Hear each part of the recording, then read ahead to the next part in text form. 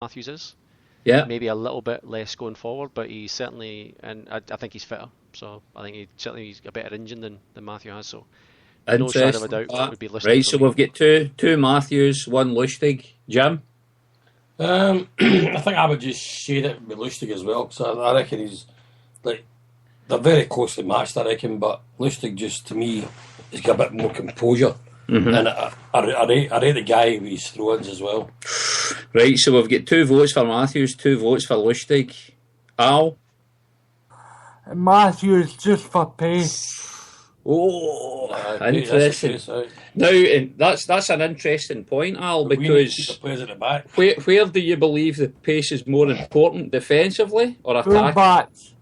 Fullbacks to go up and down.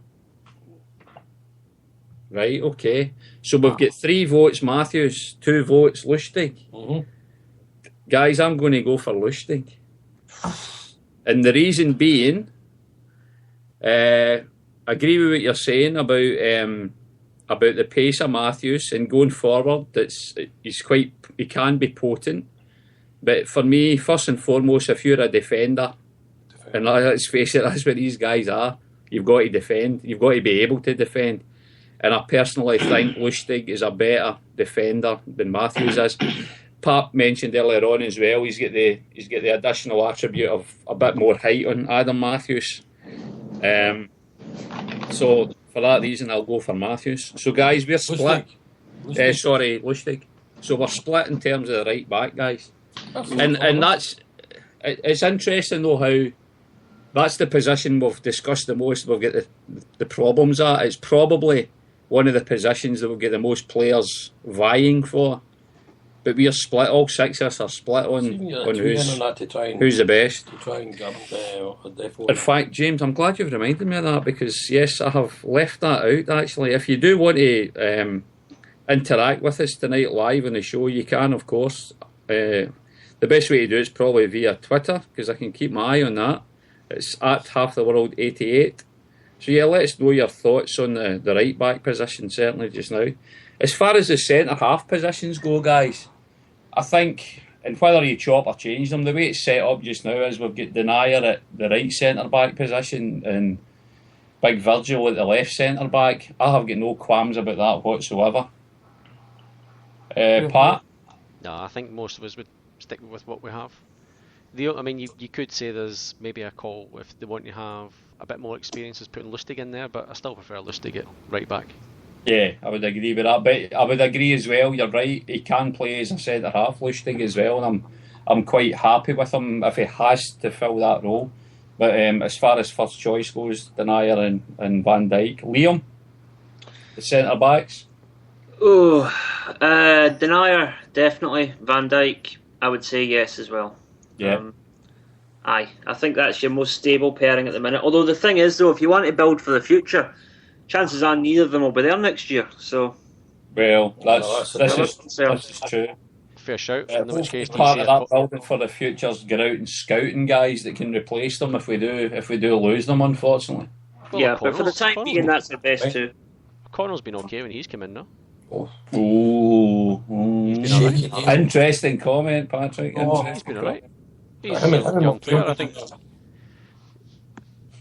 He's certainly more like, put it this way, if it came to, well, Denier was injured in the last game, so if he's out, I'd rather have a Connell in there than Matthews at the moment, than Ambrose at the moment. So, and look, for a young guy who's came in, and I think he's shown a lot. Yeah. I've got no issues with the way he's played.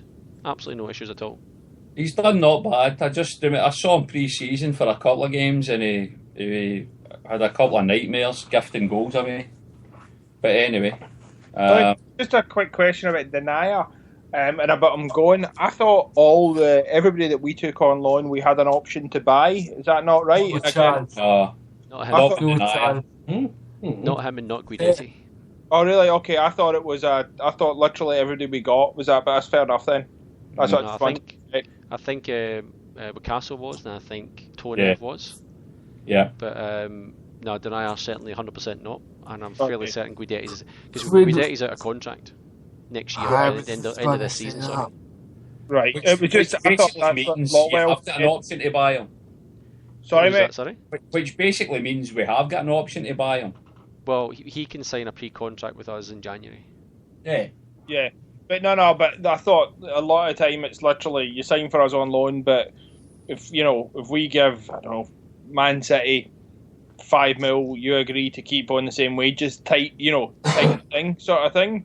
Or, See, to be honest though, Martin, see for all that deal that's in place just now that he returns there, see if they've got 4 defenders there or 2 centre halves that are way by far and above what Denier's level is right now, and he's so far out the picture, I can't see them being hard to deal with. If the guy himself enjoys playing with Celtic, he has a good season, and he wants to try and hang about a bit more, I couldn't see that being too much of a difficulty. The only difficulty we might have is if there's other Premiership teams then sniff about him. That's exactly what as I said. I thought it was. I thought Lawwell had said in one of his interviews that everybody we got in, it was gone. And part of it to me was then, to be honest, I think we're in a good situation. We get a guy in on loan. If he's terrible, we punt him back to the club, and it doesn't cost us anything. If we like him, we then automatically buy him, sort of thing.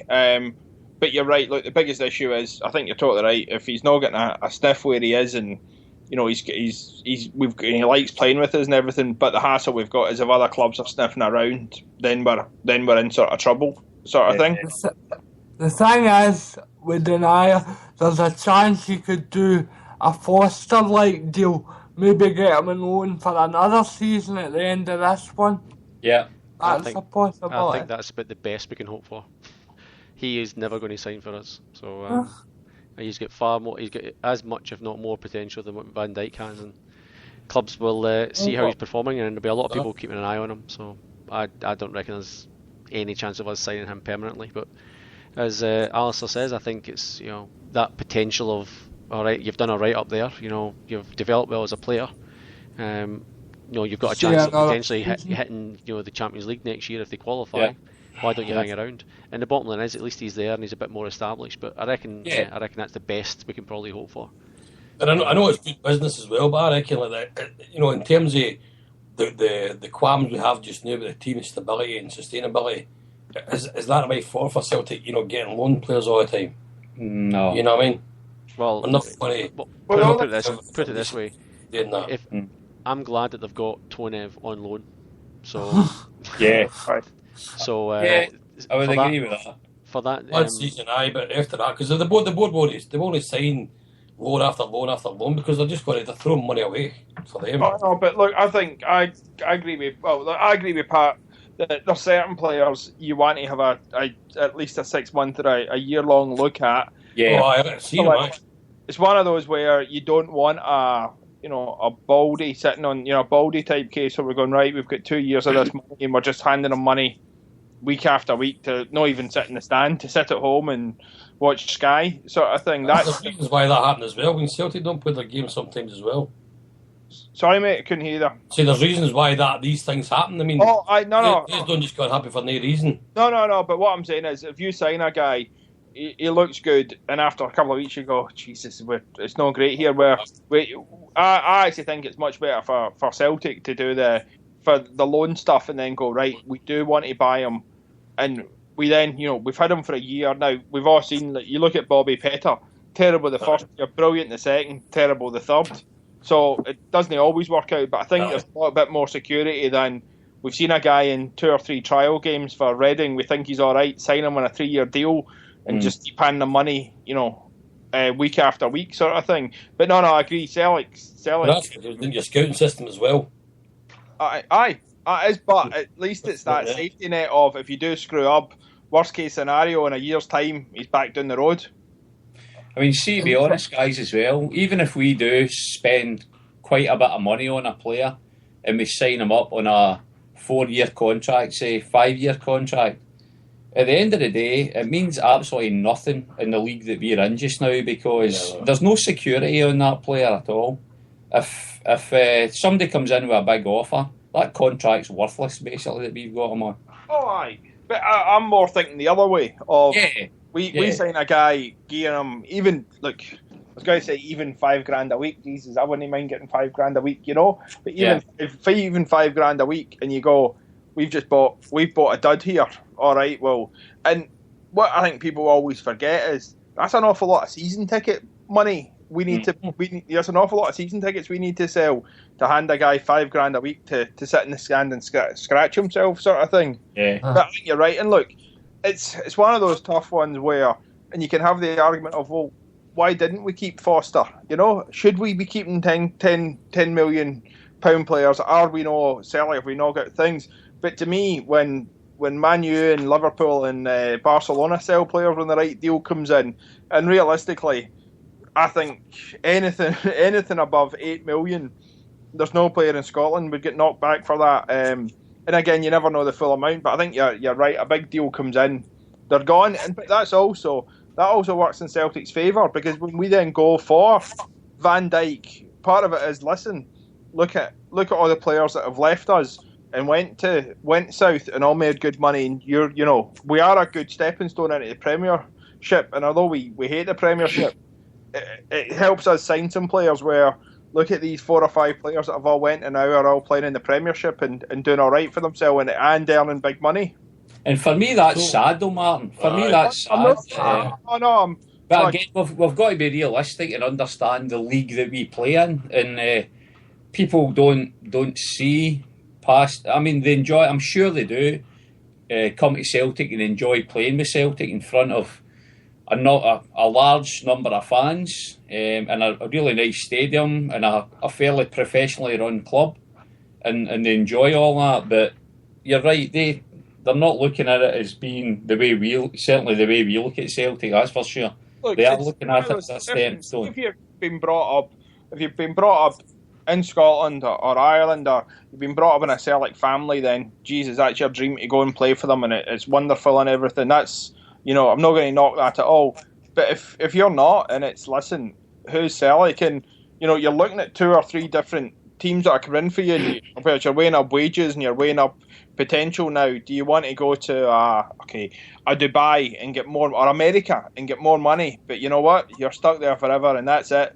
Or listen, I'm a 24-year-old. I've got some potential. I go to Celtic. I sign a 3-year deal with Celtic, and hopefully after 2 years I end up in the Premiership. If I'm doing okay, I might get a move to, I don't know, a larger profile team, a Newcastle or whatever. Or listen, I'll go to Southampton. Newcastle? You know what? Say what? What are you talking about, man? A larger profile team? No. In the Premiership. What I'm saying. No. Listen, it's a I think the bigger Premiership. question for me there is Cut him off. the bigger question for me is: are we as Celtic fans happy that Celtic are now a business, or do we want to turn to our roots and be a football club as a charity? Because at this rate, we're always going to be seen as a stepping stone for players. So therefore, we're never going to have any continued success, except for... That's always been the case. Aye. That's always been the case. Lou McCarry left us. Are we happy with that? Aye. No. Sorry, mate. No, I'm saying, are we happy with that? That is it. That's where lock, stock, and barrel. Well, it's no change then. It's always been that way. Brian McClare. Aye, maybe stem, but no. Sorry, here you go. If we get, I've always had the attitude, see, as long as we're getting top dollar for players, Aye. let them go. If they don't want to be here, let them go. Yeah. Oh, fair dues, that's what I say. Whether it be going to Swansea for Keysung Young or going to Southampton for Fraser Foster, Victor Wanyama, let them go. They'll never play in Europe again. Yeah. Or very, very rarely. So it's their own fault. I mean, for example, Gary Hooper's regretting it. I bet he is. Yeah. And I think to an extent as well, I think you'll find that if you really push them for it, if you forget about the money side of things, Al, for a while, and you think about the actual footballing side of things, if you actually say to the likes of Victor Wanyama, where did you prefer playing your football? Forget about how much money you're getting paid. Did you prefer playing your football at Celtic, or do you prefer playing your football at Southampton? Now, I know that they come up against tough games week in, week out down in that league, but you cannot compare